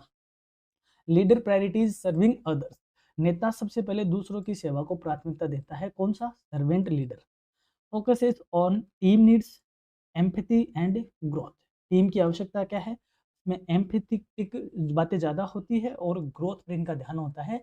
इस तरीके के नेता हम्बल होते हैं, विनम्र होते हैं, प्लस पीपल फर्स्ट अप्रोच से काम करते हैं, यानी कि लोग यानी मानव पहले हैं उस दृष्टिकोण पे काम करते हैं, यानी यूँ कहे कि समाज पहले है और मैं बाद में हूँ। इस तरीके का जो अप्रोच होती है वो होती है सर्वेंट लीडरशिप की। अब बात करते हैं इमर्जिंग इश्यूज इन लीडरशिप, नेतृत्व के उभरते मुद्दे। पहला है इमोशनल इंटेलिजेंस एंड लीडरशिप, भावनात्मक बुद्धिमत्ता एंड नेतृत्व। क्या होता है भावनात्मक बुद्धिमत्ता? ये इंपॉर्टेंट है आपके एग्जाम के लिए। हालांकि हम इंपॉर्टेंट क्वेश्चंस का एक वीडियो अलग से बनाएंगे जिसमें हम इस पूरे चैप्टर से बनने वाले इंपॉर्टेंट क्वेश्चंस को हम डिस्कस करेंगे, साथ ही में शॉर्ट नोट को भी लेके आएंगे और बाद में हम एक पास्ट कैप्सूल भी बनाएंगे जो आपको एग्जाम में हेल्प करेगा अच्छे मार्क्स अचीव करने में। तो बात करते हैं इस इमोशनल इंटेलिजेंस की। इमोशनल इंटेलिजेंस इंटेलिजेंस जिसको ईआई कहते हैं, ability to recognise, understand and manage emotions. ऐसी भावनात्मक बुद्धिमत्ता क्या होती है? जो भावनाओं को पहचानने में, उनको समझने में और उस रवैये को कंट्रोल करने की क्षमता जो होती है उसको बोलते हैं इमोशनल इंटेलिजेंस, यानी जो अपने इमोशंस पे कंट्रोल कर पाता है, that is emotional intelligent. High EI leaders calm under pressure, empathetic and good communicators. जो उच्च ईआई वाले नेता होते हैं वो दबाव में शांत रहते हैं, फैलते नहीं हैं, लड़ाई झगड़ा नहीं करते हैं, उनमें सहानुभूति होती है और वो एक अच्छे संवादकर्ता होते हैं। ये एक अच्छे नेता का गुण भी होना चाहिए। Helps build strong relationship, reduce conflict. यह मजबूत संबंध बनाने में और संघर्ष को कम करने में क्या करता है? मदद करता है। कौन? इमोशनल इंटेलिजेंस का होना। फिर है trust as a factor in leadership, नेतृत्व में विश्वास का महत्व है। Trust is the foundation of effective leadership, यानी प्रभावी नेतृत्व की जो नींव है वह क्या है? विश्वास। क्योंकि आप लोगों को अपनी मर्जी से, स्वेच्छा से प्रेरित होने के लिए आप उनको प्रेरित करते हो कि वो अपनी इच्छा से आपको क्या करें? फॉलो करे, और वो आपको फॉलो तभी करेगा जब उसका आपकी लीडरशिप में क्या होगा? ट्रस्ट होगा। So that's why trust is the foundation of any effective leadership. Builds loyalty, cooperation and transparency. यह निष्ठा को बढ़ाता है, सहयोग को बढ़ाता है और जो ऑर्गेनाइजेशन है, जो ग्रुप है, उसमें ये ट्रांसपेरेंसी को बढ़ाता है, लीडरशिप में ट्रांसपेरेंसी को बढ़ाता है। A trusted leader earns respect and long term success. एक नेता जिस पर भरोसा होता है वह सम्मान तो मिलता ही मिलता है उसको, साथ ही में उसकी जो सफलता है वह भी लंबी चलती है। बात करते हैं जेंडर एंड लीडरशिप, लिंग और नेतृत्व। यानी कहने का मतलब मेल ओरिएंटेड जगह है अब, और समाज किस तरफ जा रहा है? फीमेल ओरिएंटेशन पे जा रहा है, यानी यूँ कहे फीमेल को भी मेल के बराबर काम करने का अवसर मिल रहा है, मौका मिल रहा है, तो इसको बोलते हैं जेंडर। जेंडर मतलब कि लीडरशिप में भी फीमेल का आना क्या है? जेंडर एंड लीडरशिप की बात होती है। इसमें देख लेते हैं, gender diversity in leadership improves performance, यानी कि नेतृत्व में लिंग की विविधता प्रदर्शन को क्या करता है? बेहतर बनाता है।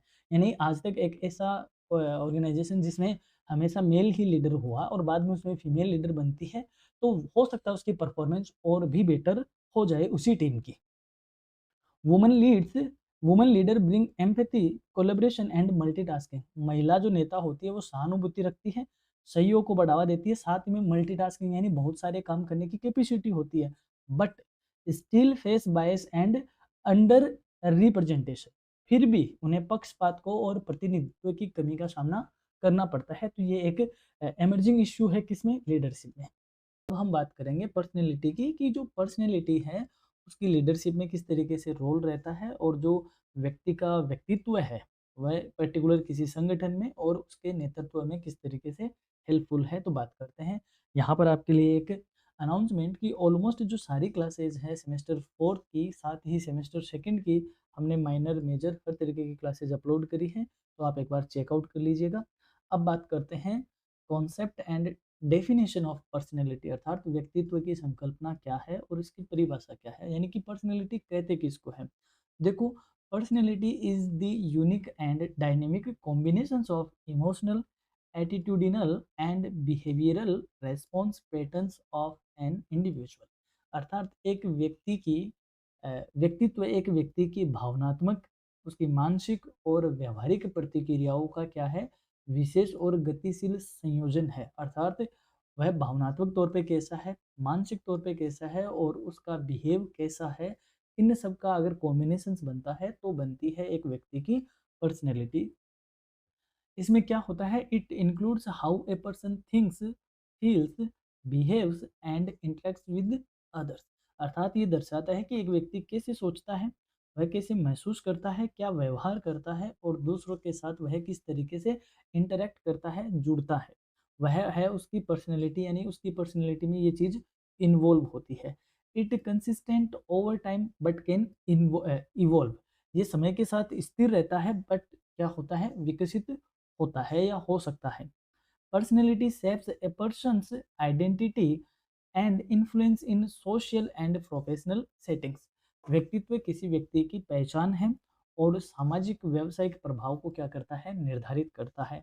अर्थात हम किसी की जो बोलते हैं ना कि अपनी पर्सनैलिटी को इम्प्रूव करो, देट मीन्स वो उसका ओवरऑल इम्प्रूवमेंट कहा जाता है कि वह इमोशनली तौर पे, अपने एटीट्यूड के तौर पे, अपने बिहेव के तौर पे, उसके सोचने की थॉट प्रोसेस के तौर पे, उसके इंटरेक्शन करने के तौर पे, इन सारे तौर पे क्या वो मानते हैं कि हर तरीके से डेवलप करो। तो इन सब का जो गठरी होती है, इन सारी बातों की जो गठरी होती है, वो बनता है किसी व्यक्ति का व्यक्तित्व है, और वह व्यक्तित्व ही उस व्यक्ति की क्या है, पहचान होती है।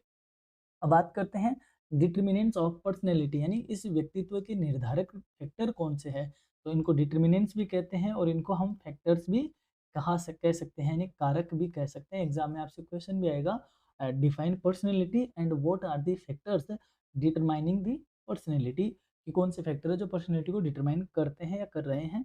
इस तरीके का क्वेश्चन आपको देखने को मिलेगा। तो बात करते हैं पहले हेरेडिटी की, अर्थात genetic traits passed from parents like intelligence, temperament, अर्थात वंशानुगत चीज़ें, यानी आनुवांशिक चीज़ें जो माता पिता से हमें प्राप्त होती है, जो बाय बर्थ किसी में होती है, जैसे उसकी इंटेलिजेंस का होना, उसका स्वभाव का होना। तो कहते हैं ना कि जो किसी में जैसे बुद्धिमत्ता है, जैसे बुद्धिजीवी वर्ग है, जैसे यदि आप जैसे ब्राह्मण हो, तो ब्राह्मण में जो पूजा पाठ वाला है और जो बुद्धिमत्ता है वो उसको किससे मिलती है, वंश से मिलती है, यानी कि पीछे पूर्वजों के जो आनुवांशिक है, जेनेटिक्स है, उसके थ्रू उनको मिलती है, क्योंकि वो डीएनए इस तरीके का है। तो ये भी एक निर्धारक तत्व होता है। Second, environment, social and cultural surroundings like family, school, society, अर्थात अपने आसपास का जो वातावरण है, जो पर्यावरण है, जिसमें हमारे सामाजिक और सांस्कृतिक परिवेश आता है, हमारा परिवार आता है, हमारी स्कूल कॉलेज आती है और हमारा समाज आता है, वह भी हमारी पर्सनैलिटी को क्या करता है, इफेक्ट करता है, हमारी पर्सनैलिटी को डिटरमाइन करता है। अगर अपन वो बोलते हैं ना, संगत का असर सही होता है, अगर आपकी संगत गलत है तो आप पे असर भी उसके हिसाब से होगा, अगर संगत सही है तो आप बनोगे भी उसी हिसाब से। तो ये है हमारे आसपास का एनवायरनमेंट। फिर है सिचुएशन, द कॉन्टेक्स्ट और specific events like stress, job roles, अर्थात आप पर्टिकुलर किसी परिस्थिति में, किसी स्पेशल घटना में या उनके संदर्भ में अपना स्ट्रेस का मैनेजमेंट कैसे है, अपनी नौकरी का अपना रोल कैसा है, वो भी हमारी पर्सनैलिटी को क्या करता है, डिफाइन करता है। यानी कि आपका जॉब प्रोफाइल है, आपके में जो और सिचुएशनल जो कॉन्टेक्स्ट है, उनमें भी अपनी पर्सनैलिटी डिटरमाइंड होती है। फिर है culture, traditions, beliefs and values that shape attitudes and behaviours. संस्कृति जो हमारी परंपराएं हैं, जो हमारा विश्वास और मूल्य है, जो सोच और व्यवहार को क्या देते हैं, आकार देते हैं। जैसे मान लो मैंने कहा कि जो आप हिंदू धर्म को फॉलो करते हैं, तो हिंदू धर्म में मांसाहार वर्जित है, तो ये हमारी संस्कृति है, तो ये हमारी पर्सनैलिटी को क्या करती है, डिफाइन करती है। हमें पूजा पाठ करनी है, प्रार्थना करनी है, तो ये हमारी क्या है, हमारी परंपराएं हैं, हमारे सोशल वैल्यूज है, ये हमारी कल्चर है, ये हमारी पर्सनैलिटी को डिटरमाइन करते हैं। फिर है education, influences knowledge, thought process and attitude. शिक्षा यानी आपके ज्ञान को, आपके नॉलेज को, आपके दृष्टिकोण को और आपके सोचने के ढंग को क्या करती है, प्रभावित करती है। तो ये कुछ फैक्टर्स है जो हमारी पर्सनैलिटी को क्या करते हैं, डिटरमाइंड करते हैं। अब बात करते हैं पर्सनैलिटी ट्रेट्स की, यानी व्यक्तित्व के गुण की। कॉमन पर्सनैलिटी ट्रेट्स है कुछ जो सामान्य व्यक्तित्व गुण होते हैं जो होने चाहिए, दैट इज एक्स्ट्रावर्जेंस यानी कि सोशेबिलिटी, आउटगोइंग बिहेवियर। बहिर्मुखता होनी चाहिए यानी कि लोगों के साथ मिलनसारिता होनी चाहिए, और आप एक खुले विचारों के या खुले व्यवहारों का होना चाहिए, यानी कि इंट्रोवर्ड कम होना, एक्सट्रोवर्जन होना, यानी कि लोगों के साथ मिलना जुलना, that is the personality trait. Second, agreeableness अर्थात सहमत होना, यानी आप में कोऑपरेशन का भाव हो, आपकी नेचर काइंड हो यानी दयालु प्रवृत्ति के हो, सहयोगी नेचर के हो, विनम्र आपका स्वभाव हो, ये एक अच्छा पर्सनैलिटी ट्रेट है। दैट ड्यूटीफुलनेस यानी कि कर्तव्यनिष्ठ, अपने काम को लेकर आपकी रेस्पॉन्सिबिलिटी, अकाउंटेबिलिटी और ऑर्गेनाइज्ड बिहेवियर होना, जिम्मेदारी और संगठित व्यवहार होना आपका पर्सनैलिटी ट्रेट है। फिर है न्यूरोटिसिज्म, यानी इमोशनल इनस्टेबिलिटी और एंजाइटी में आपको स्थिरता होनी चाहिए, यानी कि इमोशनल इंटेलिजेंस होना एक अच्छी पर्सनैलिटी का ट्रेट है। तो इन चिंता में और असंतुलन में हम किस तरीके से अपने आप को बैलेंस रख पाते हैं, ये भी हमारी एक पर्सनैलिटी का गुण है। फिर है ओपननेस टू एक्सपीरियंस, यानी नए अनुभव के लिए हमेशा ओपन रहना, हमेशा अपने आप को खुला रखना कि हाँ आज कुछ नया सीखने को मिलेगा, जिसमें क्रिएटिविटी और क्यूरोसिटी आती है, हम कितनी क्रिएटिव है, हम चीज़ों को किस तरीके से नए अंदाज में करने के लिए तैयार है, और हमारी कितनी क्यूरोसिटी है दूसरी चीज़ों को सीखने की, ये हमारी पर्सनैलिटी के कुछ ट्रेट्स है। अब बात करते हैं पर्सनैलिटी कैरेक्टरिस्टिक्स इन ऑर्गेनाइजेशन, यानी आगे यदि आप किसी ऑर्गेनाइजेशन में काम कर रहे हो, आप उस संगठन में हो, तो आपकी जो पर्सनैलिटी है वह उस ऑर्गेनाइजेशन में किस तरीके की विशेषताएं रखती है। That means these are the personal qualities and behaviors that affect an employee's performance, leadership abilities and collaboration with a team। अर्थात यदि आपकी पर्सनैलिटी है, वही पर्सनैलिटी आपकी परफॉर्मेंस को, आपकी लीडरशिप क्वालिटीज को और आपका दूसरी पूरी टीम के साथ होने वाले कोलेब्रेशन को क्या करता है, इफेक्ट करता है। ये वे व्यक्तित्व के व्यक्तिगत गुण हैं जो और व्यवहार होते हैं जो किसी कर्मचारी के कार्य प्रदर्शन को, आपकी नेतृत्व क्षमता को और टीम में सहयोग को क्या करते हैं, प्रभावित करते हैं। यानी कि एक अच्छी पर्सनैलिटी होगी, आप एज ए एम्प्लॉई हो, और आप में अगर लीडरशिप की क्वालिटी अच्छी है, आपकी परफॉर्मेंस बेटर है, आप अच्छे से लोगों के साथ, टीम के साथ कोलेबरेट होकर काम करते हो, तो डेफिनेटली है कि उस ऑर्गेनाइजेशन में आपकी जो पोजीशन है वो डेफिनेटली एक स्टेबल होगी, और एक आपको एक यूँ कहा जाए कि अच्छी एक ऑथोराइज्ड पोस्ट, या फिर यूँ कहे आपको कि काम करने के लिए जो बोलते हैं ना कि बहुत ज़्यादा ज़िम्मेदारी आना, और आप पे ही उस संगठन को डायरेक्शन का, यानी कि कहने का मतलब इन शॉर्ट आप उस ऑर्गेनाइजेशन के लीडरशिप की क्वालिटी आप में है, ये आपकी पर्सनैलिटी ही डिफाइन करती है। अब बात करते हैं इस पर्सनैलिटी के कुछ आगे के पार्ट्स में, जैसे सेल्फ इवैल्यूएशन, स्व मूल्यांकन। यानी सेल्फ इवैल्यूएशन क्या है, यह वह क्षमता है जिसमें व्यक्ति अपने गुण को, अपनी कमजोरियों को, अपनी भावनाएं को और अपने व्यवहार को ईमानदारी से क्या करता है, परखता है। That means self evaluation is the ability of a person to honestly assess their strengths, वीकनेसनेस एंड इमोशंस एंड बिहेवियर्स। अर्थात आप किस तरीके के हो, अपने खुद का इवैल्यूएशन करना क्या कहा जाता है, सेल्फ इवैल्यूएशन कहते हैं। और जब हम सेल्फ इवैल्यूएशन करते हैं खुद का, तो हमें आंसर मिलता है कि what am I good at, मैं किस चीज़ में अच्छा हूँ, कौन सा काम है जिसमें मैं सबसे अच्छा हूँ, where do I need improvement, और मुझे कहाँ अपने आप में सुधार करने की आवश्यकता है। जब हम सेल्फ इवैल्यूएशन करते हैं तो हमें इनके आंसर मिलते हैं और हम अपने आप को इम्प्रूव करते हैं। अब इसका ऑर्गेनाइजेशन में क्या इंपॉर्टेंस है, helps improve self awareness and decision making. आत्म जागरूकता और निर्णय लेने की जो क्षमता है उसमें ये क्या करती है, इम्प्रूवमेंट करती है। एनकरेजेज लर्निंग एंड ग्रोथ, सीखने और विकास को क्या करती है, ये एनकरेज करती है, प्रोत्साहित करती है। Builds accountability and reduce over confidence, ये जवाबदेहिता को बढ़ाता है, लेकिन जो ज़्यादा ज़रूरत से ज़्यादा अति आत्मविश्वास है उसको ये क्या करता है, कम करता है, क्योंकि आपने अपने आप को जान लिया सेल्फ इवेल्युएशन करके। जैसे आपके सामने बहुत सारे एग्जाम हैं और बहुत सारे पेपर्स हैं, तो आप एक रूपरेखा बनाते हो कि किस पेपर में मैं स्ट्रॉन्ग हूँ और कहाँ पर मुझे इम्प्रूवमेंट की नीड है। तो इसका मतलब आपने सेल्फ इवेल्युएशन किया और उसके अकॉर्डिंग आपने अपने आप को इम्प्रूव करके क्या किया, एग्जाम को अच्छे से क्रैक किया। वो है सेल्फ इवेल्युएशन। नाम बात करते हैं लोकस ऑफ कंट्रोल, यानी नियंत्रण का केंद्र। नियंत्रण का केंद्र यह बताता है कि व्यक्ति यह कितना मानता है कि उसके जीवन में होने वाली घटनाएं उसके अपने नियंत्रण में है या बाहरी ताकतों के कारण होती है। अर्थात आप अपने कंट्रोल में है या आप दूसरी बाहर की जो इमोशंस है उसके कंट्रोल में है, इसको बोलते हैं locus of control. Locus of control refers to the degree to which individuals believe that controls events affecting them, यानी आप अपने आप को या घटनाओं को कितना कंट्रोल कर पा रहे हैं और घटनाएं आपको कितना कंट्रोल कर पा रही है। जैसे इंटरनल लोकस ऑफ कंट्रोल होता है और एक एक्सटर्नल लोकस ऑफ कंट्रोल होता है। इंटरनल में होता है कि जैसे आपको विश्वास हो कि I am responsible for my success और फेलियर, यानी जब आपको ये विश्वास हो कि मेरे कार्यों से ही जो परिणाम है वह तय होंगे, ये आपका इंटरनल है।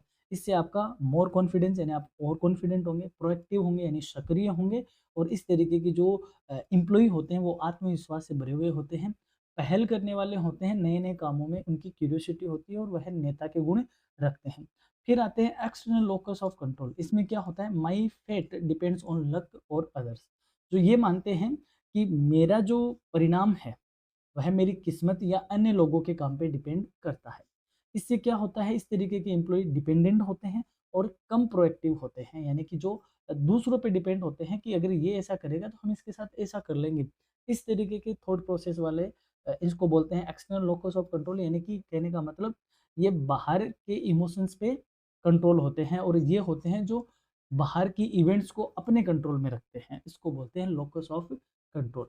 अब बात करते हैं सेल्फ एफिकेसी। एफिकेसी स्वप्रभाविता। स्वप्रभाविता वह विश्वास है जो व्यक्ति को होता है कि कोई कार्य सफलतापूर्वक पूरा कर सकता है या नहीं, यानी जब आप में इस तरीके का विश्वास हो कि हाँ मैं ये काम इजीली बहुत ढंग से अच्छे से कर दूंगा, दैट मीन्स आप अपने आप से, आपको अपने आप पे इतना ट्रस्ट है, आप अपने आप से इतने प्रभावित हो, इसको बोलते हैं self efficacy. is a person's belief in their ability to successfully complete tasks or achieve goals, यानी जब एक पर्सन को अपनी एबिलिटी पे क्या हो, बिलीव हो कि हाँ मैं इजीली मेरा काम कर लूंगा और जो गोल्स है, जो टारगेट्स है उनको अचीव कर लूंगा, तो इसको बोलते हैं स्व प्रभाविता। वर्क प्लेस में किस तरीके से ये हेल्पफुल करती है, यदि कोई हाई सेल्फ एफिकेसी में है तो वह चैलेंज लेगा और वह अपने गोल्स भी ज़्यादा ऊंचे डिसाइड करेगा, यानी कि जब आप अपने आप से इतने प्रभावित हो तो आप चुनौतियों को स्वीकार करोगे और आपके लक्ष्य भी क्या होंगे, जीवन में बड़े। जैसे मान लो आपको गवर्नमेंट जॉब लगनी है, तो एक व्यक्ति ऐसा होता है गवर्नमेंट जॉब जो कहता है कोई भी गवर्नमेंट जॉब वो चलेगी, मतलब वह फोर्थ ग्रेड से लेके आगे तक की लिस्ट है, और एक ने सीधा क्या किया कि मुझे बनना है तो आईएएस बनना है, आईपीएस बनना है। तो वह जो आईएएस आईपीएस वाला है वह अपनी एबिलिटी पे क्या है, बिलीव कर रहा है कि हाँ मैं इसमें कर लूँगा, और एक ऐसा होता है कि नहीं यार ये तो अपने बस की बात ही नहीं है। वो होते हैं लो सेल्फ एफिकेसी, वो avoid difficult task and gives up easily. जो निम्न स्व प्रभाविता वाले होते हैं वो कठिन कार्यों से बचना चाहते हैं और वह जल्दी हार मान लेते हैं। तो इस तरीके के एम्प्लॉय जल्दी गिव अप कर देते हैं और इस तरीके के एम्प्लॉय एक चैलेंज लेते हैं और उस चैलेंज को सक्सेसफुली कंप्लीट भी करते हैं। अब बात करते हैं सेल्फ एस्टीम, यानी आत्मसम्मान, यानी आप अपने आप का कितना सम्मान करते हो, that is self esteem. Self esteem is the overall value a person places on themselves, their sense of self worth and confidence. अर्थात आत्मसम्मान वह मूल्य है और वह सम्मान है जो व्यक्ति स्वयं को देता है। आप अपने आप को जो वैल्यू देते हो, अपने आप को जो सम्मान देते हो, वह आत्मसम्मान होता है। यह व्यक्ति के आत्मविश्वास को और उसके आत्म मूल्य बोध को दर्शाता है। वर्क प्लेस में किस तरीके से हेल्पफुल है, यदि आप हाई सेल्फ एस्टीम्ड हो तो आप इंडिपेंडेंट रहोगे, कॉन्फिडेंट एम्प्लॉय रहोगे, यानी उच्च आत्मसम्मान वाले हो तो आत्मनिर्भर रहोगे और कॉन्फिडेंस के साथ आप भरे हुए होंगे। वहीं यदि आप लो सेल्फ एस्टीम वाले हो तो आप अपने आप को इनसिक्योर फील करोगे। आप सीक कंस्टेंट अप्रूवल वाले होंगे, यानी कि हमेशा अपने आप को असुरक्षित महसूस करोगे और दूसरों से अपनी स्वीकृति चाहोगे, यानी कि मैं ये काम कर लूँ क्या? मुझे ये काम कर लेना चाहिए क्या? इस तरीके की आपकी थॉट प्रोसेस होगी यदि आप लो सेल्फ एस्टीम वाले हो। अब बात करते हैं सेल्फ मॉनिटरिंग। सेल्फ मॉनिटरिंग का मतलब अपने आप पे निगरानी रखना। Self monitoring is the ability of a person to recognise, control and change his or her own behaviour as needed. अर्थात यह वह क्षमता है जिसमें व्यक्ति अपने व्यवहार को पहचानता है, उसको नियंत्रित करता है और आवश्यकता के अनुसार क्या कर सकता है, उसमें चेंज कर सकता है। That is self monitoring. High self monitoring क्या होती है? Reads the environment and adjust behaviour accordingly. वातावरण को आप रीड करते हो, उसको समझते हो और उसके अकॉर्डिंग अपने व्यवहार को क्या कर लेते हो, बदलते हो, व्यवहार को उसके अकॉर्डिंग एडजस्ट करते हो। Good at communication and image management. ये संवाद में यानी कम्युनिकेशन में अच्छे होते हैं और मैनेजमेंट के सामने यानी जो मैनेजमेंट है उसमें ये अच्छा काम करते हैं, या वहाँ इनकी इमेज, इनकी जो छवि है ऑर्गेनाइजेशन में वो अच्छी होती है। लो सेल्फ मॉनिटरिंग क्या होती है? Consistent in behaviour but less adaptable. यानी व्यवहार में स्थिरता तो होती है लेकिन कम लचीला होता है। यानी कि क्योंकि मॉनिटरिंग अपने आप की कर नहीं रहे, कम मॉनिटरिंग कर रहे हैं, तो ये वातावरण को इतना ज़्यादा यानी एनवायरनमेंट को इतना ज़्यादा स्टडी नहीं करेंगे और व्यवहार को बहुत कम बदलेंगे, क्योंकि थोड़े से रिजिड होंगे। यानी लकीर के फकीर जिसको बोलते हैं कि हम ऐसा ही करते हैं, हमारे यहाँ ऐसा ही होता है। मे अपीयर रिजिड और सोशली अनअवेयर। हो सकता है थोड़े से रिजिड हो, जिद्दी हो, कठोर हो और थोड़ा असामाजिक भी हो सकता है। ये कब होता है? जब लो सेल्फ मॉनिटरिंग में होते हैं तब। अब बात करते हैं इसके पॉजिटिव इम्पैक्ट क्या आएंगे अगर ये होता है, यानी कि अच्छी हाई सेल्फ मॉनिटरिंग होती है। That it improves team work and adaptability. ये टीम वर्क को इम्प्रूव करता है, साथ ही में ये अनुकूलता को क्या करता है, सुधार लाता है। Makes leader more flexible and socially intelligent. ये लीडर को थोड़ा लचीला बनाता है और सोशली इंटेलिजेंट बनाता है, यानी सामाजिक तौर पर उसको इंटेलिजेंट बनाता है। यानी कि जिस टीम में वह काम करता है उस टीम में उस नेता को सुपीरियरिटी प्रदान करता है, उसको एक अच्छी इमेज उसकी क्रिएट करता है। यूजफुल इन कस्टमर फेसिंग और लीडरशिप रोल्स। नेतृत्व और ग्राहक सेवा में क्या है, ये उपयोगी है। नेगेटिव इम्पैक्ट क्या आएगा यदि सेल्फ मॉनिटरिंग नहीं होगी? May be received as insincere और मैनिपुलेटिव। यानी कि कृत्रिम या चालाक लग सकता है, यानी कि बोलते हैं ना कि वो हाथी के दांत खाने की और दिखाने की ओर, तो उस तरीके का इसमें मैनिपुलेशन दिख सकता है।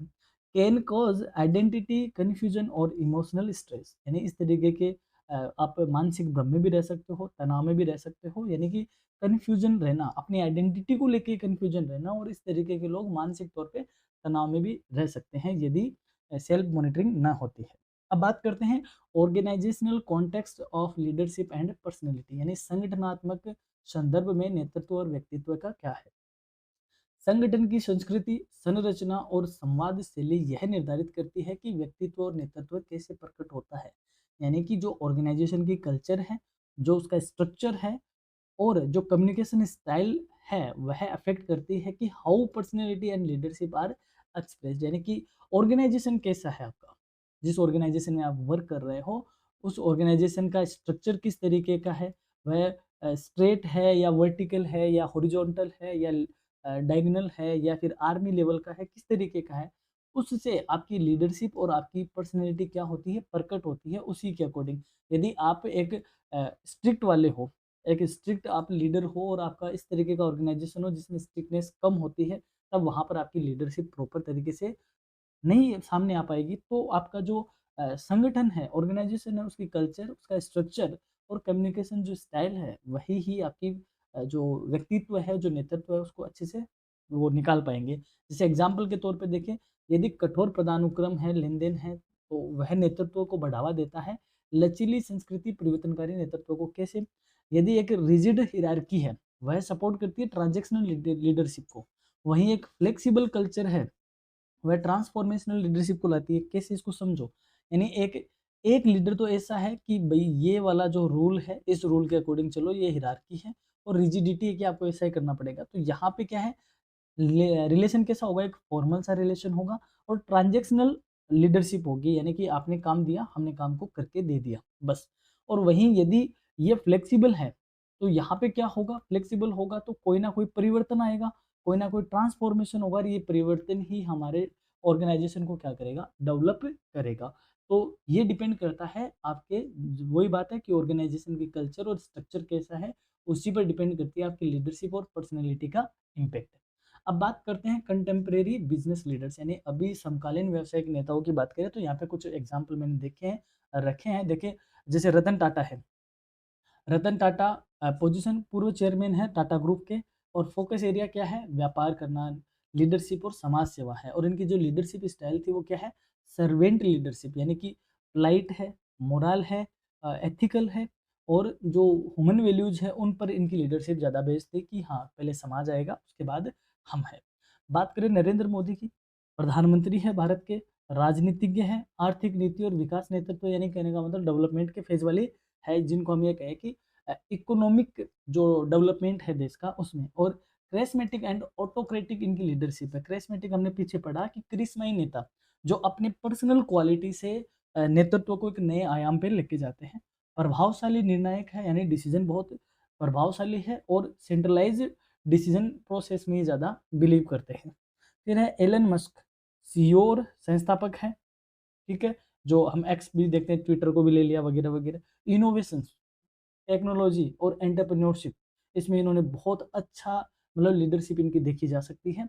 और ये ट्रांसफॉर्मेशनल और विजनरी लीडरशिप है, यानी ट्रांसफॉर्मेशनल का मतलब जो क्रांतिकारी वाले होते हैं, क्रांतिकारी का मतलब परिवर्तन लाने वाले, परिवर्तन लाने वाले, और विजनरी मतलब दूर का सोचकर, जिनका एक अपना खुद का विजन होता है, जो इनोवेशंस को और प्रेरित करते हैं, इनोवेशंस को और ज़्यादा बढ़ाते हैं, जो फ्यूचर को देखते हैं और मोटिवेशन के तौर पे काम करते हैं कि जिनको देखकर दूसरे लोग भी और इनको फॉलो करते हैं। मुकेश अंबानी चेयरमैन एमडी है रिलायंस इंडस्ट्रीज के, टेलीकॉम में, एनर्जी में और रिटेल बिजनेस में बहुत अच्छा इन्होंने इनका फोकस रहा है। स्ट्रेटेजिक और अथॉरिटेटिव इनकी लीडरशिप स्टाइल है। रणनीति बनाते हैं, रणनीति बना के और सॉलिड डिसीजन लेके काम करते हैं। जैसे जियो था, 2015 में आया, 16 में इसने 4G फ्री दिया, 2-3 साल फ्री बांटे, और 5G है। तो ये एक मार्केट में क्या थी, एक रणनीतिक सोच के साथ एंट्री मारी थी टेलीकॉम में, जहाँ पे बड़े बड़े एयरटेल, आइडिया जैसे, वोडाफोन जैसे उस टाइम धुरंधर बैठे हुए थे, और जियो ने क्या जबरदस्त एंट्री मारी थी। तो ये ऐसे अचानक नहीं होता, ये एक स्ट्रेटेजिक प्लान के साथ आए। फिर है जो बाइडेन, राष्ट्रपति हैं अमेरिका के, पूर्व राष्ट्रपति हैं। राजनीति, नीति निर्माण, वैश्विक कूटनीति के, तो डेमोक्रेटिक और कोलोबरेटिव लीडरशिप के लिए जाने जाते हैं। और उनकी जो कोऑपरेटिव जो लीडरशिप थी, एक दूसरे को कोऑपरेशन करने के, इस मामले में ये जाने जाते हैं। तो कुछ यहाँ पे कंटेम्प्रेरी बिजनेस लीडर है, इसको आप अलग अलग एरिया से ला सकते हो, बिजनेस से भी ला सकते हो। मैंने यहाँ पे कोशिश करी है, इंडस्ट्रियलिस्ट को भी लिया है, पॉलिटिशियन को भी लिया है, इनोवेशंस को भी लिया है, बिजनेसमैन को भी लिया है, और इंटरनेशनल लेवल पे भी मैंने कुछ लिया है। आप और भी इसके कुछ और आप नेता यहाँ से देख सकते हो। तो ये थी अपनी class leadership and personality development के। इसके जो इंपॉर्टेंट क्वेश्चन एग्जाम के लिए वो जल्द ही लोड होने वाले हैं, सो टू बी कंटिन्यूड। और यदि आपको इसकी नोट्स चाहिए तो आप वेबसाइट पे विजिट करें, स्टडी मटेरियल टैब में आप जाओगे तो वहाँ से आप हर तरीके के नोट्स की आप पीडीएफ डाउनलोड कर सकते हो। और यदि आपकी कोई क्वेरी हो तो आप हमसे व्हाट्सएप पे एज ए मैसेज आप हमसे संपर्क कर सकते हो। यहाँ तक के वीडियो देखने के लिए धन्यवाद। जल्द ही मुलाकात होगी एक और वीडियो में। एग्ज़ाम के लिए आपको all the best. Thank you.